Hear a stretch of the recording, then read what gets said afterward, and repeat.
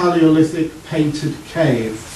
And what they found in the French and Spanish old Stone Age caves going back 20, 30,000 years is that people were using sound. We know the paintings on the wall, on the rock walls and so on, but we find that certain of the calcite deposits, the stalactites, stalagmites and so forth, some of them will produce musical sounds, gongs, harp-like sounds, beautiful ringing tones and so forth. And forensic examination of these have shown that there are percussion marks calcited over, thousands, tens of thousands of years old on some of these calcite features. So we do know that old Stone Age people, Paleolithic people, were using sound in the caves, as well as painting imagery. So sound and images were going together a long while ago. It's a sort of thing all over the world. This is the Mayan ritual cave, or this is the Mayan ritual cave of Loltun, and if you hit those few stalactites, stalagmites, they make deep resonant tones that reverberate through the whole system. A more specific type of rock that makes the noise are things called ringing rocks.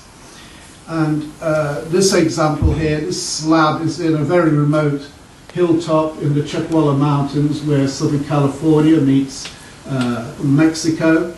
And you go there and there's just these dark brown volcanic rocks all over the place, a few hints to tell you that this is a vision questing site.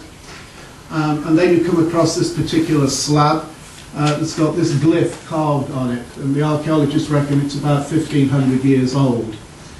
And if you strike that rock, you find out why it's marked.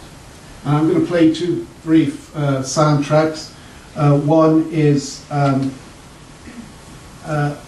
sound of striking the rock, and the other is the sound of the rocks round about, so you can compare the two, all being well.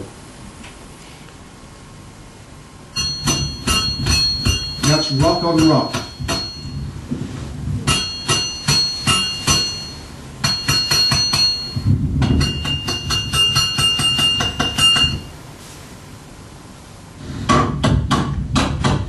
So rock on rock.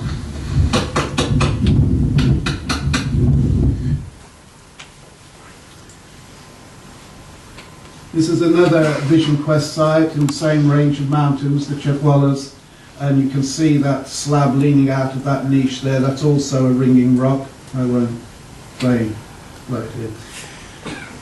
But here in Britain we also have similar phenomena. The smaller stones you see there are the blue stones at Stonehenge, and they were the first stones to be carted to the place and erected there. And the big stones you see that we normally think of as Stonehenge are much later. They're the sarsen stones. And we now know that most of those blue stones came from Carn Menyn, this outcrop on the Preseli Hills in southwest Wales, about 240, 250 miles away. And people have long argued and wondered why rocks from here should be taken all that way to Salisbury Plain and put up where Stonehenge now exists.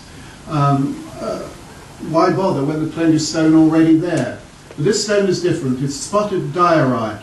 When it's wet, it goes blue, hence the blue stone connotation. And that's the reason most people have given. But recent exploration has shown, we've been doing some work, and we find that there are, in fact, ringing rocks at the source of the Stonehenge blue stones that Carn Menyn. And here's a big one, and I'm referring to the stone, the rock on the left. If you hit that great big rock, you get a most delicate sound.